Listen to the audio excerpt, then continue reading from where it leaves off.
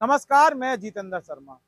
सूचना का अधिकार अधिनियम 2005 यानी कि आरटीआई एक्ट भले ही केंद्र की कांग्रेस सरकार यानी कि मनमोहन सिंह की सरकार ने लागू किया, पारित किया, लेकिन 2014 से भारतीय जनता पार्टी या यूं कहें कि मोदी के राज आने के बाद इस कानून का गला घोंटा जा रहा है। सूचना का अधिकार अधिनियम 2005 के कानून की, उसके विधि की, विधान की और यहां तक कि आरटीआई एक्ट के संविधान की आत्मा को कुचल दिया जा रहा है। संविधान की हत्या की जा रही है, कानून की हत्या की जा रही है। जो कानून देशवासियों को सूचना प्राप्त करने के लिए सरकार ने पारित किया था, केंद्र सरकार ने पारित किया था, कांग्रेस की सरकार ने पारित किया था, जो कानून सरकारी विभागों में चल रही लंबित पत्रावलियों और तमाम सूचनाओं को उजागर करने के लिए जब सरकार ने पारित किया था, यकीन मानिए कि इस कानून को जब पारित किया उसके बाद इस कानून का लाभ देश की जनता को मिला, देश के आमजन को मिला। लेकिन 2014 के बाद इस कानून को इस तरह से साफ किया जा रहा है, इस कानून का इस तरह से पतन किया जा रहा है कि अब जनता को लगा कि हमारे साथ धोखा हो रहा है, और वो भी भारतीय जनता पार्टी को शासन में लाने के बाद। सूचना के अधिकार अधिनियम कानून की किस तरह से धज्जियां उड़ाई जा रही हैं, उस कानून के अंदर ना कोई नियमों का हवाला दिया जाता है, ना ही किसी विधि विधान का हवाला दिया जाता है। सूचना का जवाब मन मर्जी कंप्यूटर पर बैठे लोगों के द्वारा टाइप करके दिया जाता है, जिसके अंदर ना तो ये देखा जाता है कि ये जो हम जवाब देते हैं, ये सूचना देते हैं किस धारा के तहत देते हैं, और नहीं देते हैं तो फिर किस धारा के तहत नहीं देनी चाहिए। सूचना देने से क्या फायदा है, क्या नुकसान है, ऐसा नहीं देखा जाता। सिर्फ और सिर्फ सरकारी कारिंदे, सरकारी मुलाजिम, सरकारी अधिकारी, सरकारी अफसर सिर्फ ये देखते हैं कि ये सूचना देने से हमारा कहाँ नुकसान हो रहा है, उस नुकसान से कैसे बचा जाए, हम किस तरह से सवालों के दायरे में आते हैं, तो इस दायरे से आने से कैसे बचा जाए। और आवेदक जो देश का नागरिक होता है, जो एप्लीकेंट होता है, एप्लीकेंट ऑफ आरटीआई एक्ट होता है, उसके साथ सरेआम धोखाधड़ी की जा रही है।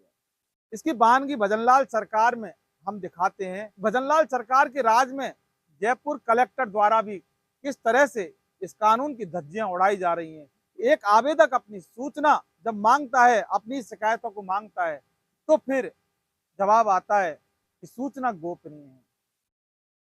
सबसे पहले हम आपको एक दिखाते हैं, हमारे पास देखिए, हम इन्वेस्टिगेशन मीडिया वाले हैं और पन्नों पन्नों से ही हम चलते हैं, और सरकारी पन्ने या जो भी पन्ने होते हैं उनके आधार पर हम हमारी वीडियो बनाते हैं। अधिकतर आपने ऐसा देखा होगा, सूत्रों के हवाले से हम नहीं चलते।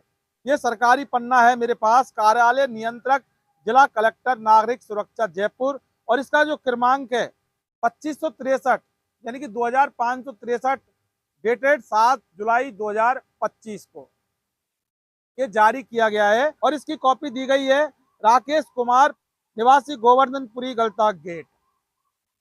यानी कि राकेश कुमार को ये सूचना की जो प्रतिलिपि दी गई है, इसके अंदर क्या लिख रहा है वो जरा अब हम आपको विस्तार से बताई देते हैं, जिससे कि आपकी जानकारी में आ जाए। तो इसमें लिख रहा है कि कलेक्ट्रेट कंट्रोल रूम में शिकायतकर्ता की शिकायत दर्ज 6 माह की अवधि में चाही गई सूचना कार्यालय रिकॉर्ड के अनुसार संलग्न कर प्रेषित की जा रही है। क्या सूचना संलग्न की साहब इन्होंने, तो हम आपको बताते हैं कि इसमें पहला नंबर बिंदु, जो आवेदक राकेश कुमार जो गोवर्धनपुरी गलता गेट के रहने वाले हैं, उन्होंने 2 बिंदु की सूचना मांगी। इसके अंदर पहला नंबर जो बिंदु है, collectorate control room Shri Rakesh Kumar द्वारा की गई शिकायतों, दस्तावेजों, नियंत्रक के कक्षों द्वारा की गई कार्रवाई, कागजात, रजिस्टर्ड संपूर्ण सूचना देने। ये सूचना उन्होंने राकेश कुमार ने मांगी थी, जिसका जवाब दिया गया है कि कलेक्ट्रेट कंट्रोल रूम की सूचना गोपनीय होने के कारण उपलब्ध कराया जाना संभव नहीं। दूसरी सूचना और हम बता देते हैं आपको, फिर दोनों पे विस्तार से बात करेंगे आज।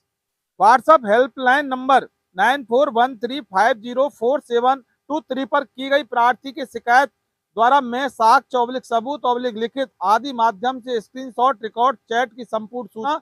जवाब मिलता है कि ऐसा कोई भी नंबर विभाग सरकार द्वारा उपलब्ध नहीं कराया गया है। ये है मामला सारा।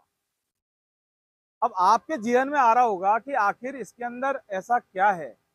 तो इसके अंदर ऐसा है कि आवेदक राकेश कुमार, उन्होंने ही सूचना मांगी कि साहब शिकायतकर्ता के द्वारा, यानी कि शिकायतकर्ता यहाँ पर राकेश कुमार हैं, उन्होंने कुछ शिकायतें कलेक्ट्रेट, जो जिला कलेक्टर कार्यालय का जो नियंत्रक है नागरिक सुरक्षा, इसके अंदर की थी। तो राकेश कुमार ने जो सूचना मांगी, वो सूचना सिर्फ ये मांगी कि साहब जो मैंने ये आपके यहाँ पर जितनी भी शिकायतें की, यानी कि खुद राकेश कुमार ने जो शिकायतें की, उन शिकायतों की मुझे सत्यापित प्रतिलिपि और ये जो तमाम जो कागजात हैं, दस्तावेज हैं, वो चाहिए। यानी किसी और की शिकायत नहीं चाहिए, सिर्फ राकेश कुमार को, राकेश कुमार की ही जो शिकायत वगैरह है वो चाहिए। बाकायदा सरकारी रिकॉर्ड के हिसाब से, सूचना के अधिकार के तहत के हिसाब से, बाकायदा सील ठप्पे के हिसाब से। यानी कि जो राकेश कुमार ने जो शिकायतें भेजी, जो भी एप्लीकेशन भेजी, जो भी कंप्लेंट भेजी, वो राकेश कुमार के पास हैं, क्योंकि कॉपी रखते हैं, फोटोकॉपी। लेकिन राकेश कुमार का ये मानना होगा इसके अंदर कि साहब मुझे मेरी शिकायत की कॉपी सील ठप्पा लगाकर दे दीजिए, जिससे कि वो रिकॉर्ड संधारित कर सकें, रिकॉर्ड रख सकें। लेकिन विभाग का यह कहना है, उप नियंत्रक नागरिक सुरक्षा जयपुर का, कि सूचना गोपनीय होने के कारण नहीं दी जा सकती। अब इसमें आप बताइए कि गोपनीय वाली बात कहां से आ गई। राकेश कुमार सिर्फ उन्हीं शिकायतों को मांग रहे हैं जो कि राकेश कुमार ने जो शिकायत की थी, वो सूचना उनके पास पहले से उपलब्ध है, होती भी है। अगर मेल से करते हैं तो मेल के अंदर होती है, और बाई रजिस्ट्री कराते हैं तो फिर फोटोकॉपी रखते हैं। जो आरटीआई कानून का काम करते हैं, आरटीआई की सूचना वगैरह लगाने का और लेने का काम करते हैं, वो अच्छी तरह से जानते हैं, क्योंकि इसके लिए अगर सूचना नहीं देते तो अपील में जाने का प्रावधान होता है, और अपील में एप्लीकेंट जो एप्लीकेशन होती है उसकी कॉपी लगती है, पोस्टल ऑर्डर जो दिया होता है उसकी कॉपी लगती है, उसका नंबर लगता है, और उसके बाद जो रजिस्ट्री अगर कराते हैं तो फिर रजिस्ट्री की रसीद लगती है, तब जाके प्रथम अपील दायर होती है, दर्ज होती है। तो यानी कि राकेश कुमार के पास वो शिकायतें, वो कॉपी हैं, लेकिन राकेश कुमार को चाहिए सील ठप्पे, जो सरकारी सील ठप्पा है भजनलाल सरकार का, उसके सहित उसको चाहिए। लेकिन उप नियंत्रक नागरिक सुरक्षा का यह कहना है, अधिकारी का, कि साहब ये गोपनीय है और इसके लिए हम नहीं दे सकते। बड़ी विडंबना बना दी गई आरटीआई कानून की। दूसरी जो शिकायत है कि व्हाट्सएप हेल्पलाइन नंबर, ये 9413504723, इस पर जो शिकायतें की हैं, इसकी स्क्रीनशॉट वगैरह, जो भी साक्ष्य सबूत लिखित में रिकॉर्ड, जो चैट वैग जो भी किया है, उसकी संपूर्ण सूचना चाहिए। तो ये कहते हैं कि ऐसा नंबर सरकार विभाग द्वारा उपलब्ध नहीं कराया गया है।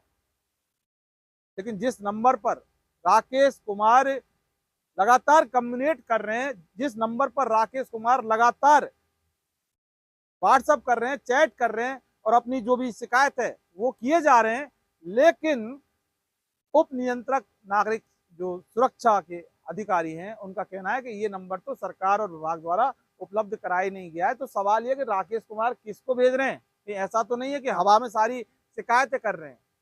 तो यहाँ पर बहुत बड़ा सवाल खड़ा होता है भजनलाल सरकार के राज में, कि किस तरह से आरटीआई एक्ट की जो कानून है उसकी आत्मा को वाकई कुचला जा रहा है। उस कानून की धज्जियां उड़ाकर देश की जनता के साथ कुठाराघात किया जा रहा है।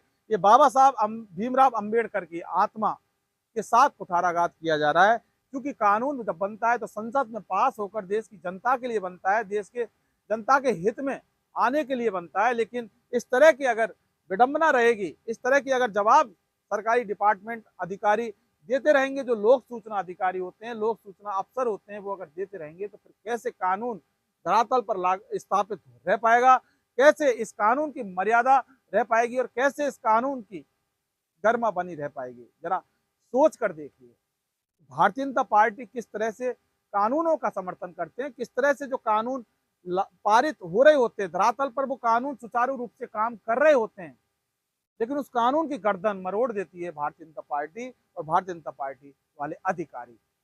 दरअसल सवाल तो सबसे बड़ा ये रहेगा कि आखिर ये सूचना क्यों नहीं दी। तो थोड़ा सा हम ब्रीफ कर देते हैं कि लगातार कुछ प्रोजेक्टों पर काम कर रहे होते हैं। तो राकेश कुमार जितनी भी सूचनाएं मांगते हैं, जितनी भी कंप्लेंट करते हैं, शिकायत करते हैं, वो भूमाफिया, भू कारोबारी अधिकारी, एसडीएम, पटवारी, एडीएम, यहाँ तक कि कुछ कलेक्टर तक लिप्त होते हैं, तो फिर ऐसे में जब शिकायत करते हैं तो उनकी राकेश कुमार सूचना मांगते हैं। तो ऐसी सूचना देने में बड़ी तकलीफ होती है इन अधिकारियों को, उनके पेट में दर्द इसलिए होता है कि अगर सूचना दे दी, शिकायत की कॉपी दे दी, तो सामने वाला फिर ये मांगेगा कि कार्रवाई क्या की, तो कार्रवाई दिखानी पड़ेगी। कार्रवाई अगर नहीं की तो फिर मामला और बढ़ेगा। तो फिर अधिकारी सोचते हैं तो क्यों ना इसको इस तरह से गोपनीय नहीं होने के कारण शाकिल दफ्तर मामले को कर देते हैं। और देखिए, हैरान कर देने वाली बात तो ये है कि जवाब तो दे दिया, लेकिन किस धारा में ये जवाब दिया। आपको बता दें कि कोई भी कानून, विधि विधान और जो संविधान होता है, इसके अंदर कोई भी सवाल होता है, जवाब होता है, एप्लीकेशन होती है, कानून के अंदर हर चीज के लिए एक धारा बनी होती है। आरटीआई की अगर बात करें तो आरटीआई जो कानून है कि एप्लीकेशन यानी आवेदन जो होता है सूचना का अधिकार अधिनियम की धारा 6(1) के तहत होता है। और जब सूचना संबंधित विभाग से, अधिकारी से नहीं होती है, तो फिर आरटीआई की जो धारा होती है, धारा 6(3) के तहत उसको प्रेषित किया जाता है उस संबंधित डिपार्टमेंट के लिए जिससे संबंधित सूचना होती है। यानी कि आरटीआई के अंदर किसी विभाग की सूचना आप किसी से ही मांग सकते हैं, लेकिन कानून के तहत ये प्रावधान है कि वो जो ठिकाना है जहाँ से सूचना रखी है, वहां तक पहुंचाने का दायित्व उस डिपार्टमेंट का होता है, उस अधिकारियों का होता है, लोक सूचना अधिकारियों का होता है जहां पर आपने सूचना भेजी है। बहरहाल हम वो सूचना भी आपके सामने बहुत जल्दी लेकर आएंगे जो कि राकेश ने मांगी थी और जो राकेश के पास उपलब्ध है।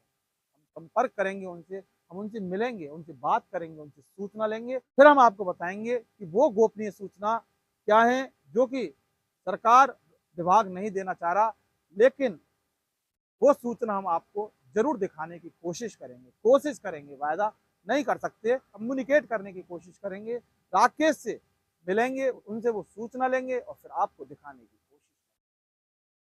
फिलहाल के लिए बस इतना ही। नमस्कार।